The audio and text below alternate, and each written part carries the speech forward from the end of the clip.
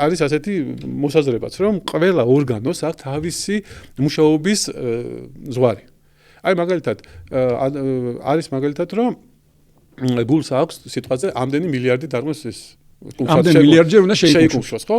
და შეიკუმშება და всё, ის შეიძლება შეკუმშვა. ანუ კოდში გვიდევს. კოდში გვიდევს, თქო თქვა, ვიღაცას აქვს სიტყვაზე 100,000, ვიღაცას 50,000, ვიღაცას მილიონი. ეს პირობითად. ხო და ვინც დროზე მალე ამოწურავს ამას, ის გული ასე ვთქვათ ჩერდება. იგივეა მაგალითად აი ქალებში აი ციკლის თემა რო არის, ხო? მენსტრუალური ციკლის იქ ხო საშუალოდ არის 400 ის არის, ხო? იმის მერე ფაქტიურად ზოგს ცოტა მე, მაგრამ ამთავრებს მე ეს საკვერცხე თავის მუშაობას. კოდირებულია ეს, სამდენი უნდა.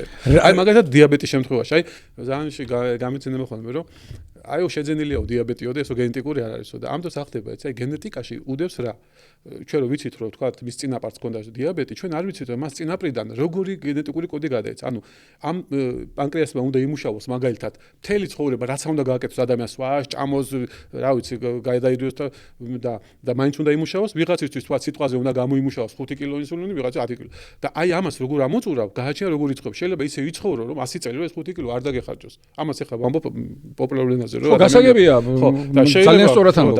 და შეიძლება ისე იცხოვრო ეს 5 კილო 30 წლის ასაკში ამოწურო და გამოჩნდეს დიაბეტი. უკვე.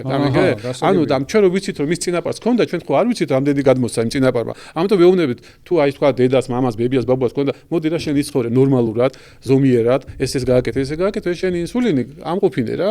100 წლამდე რაც მოგცა კოდმა შენმა გენეტიკურმა. ხო და მე სამწუხაროდ ეს და მე როგორ წამლებდი.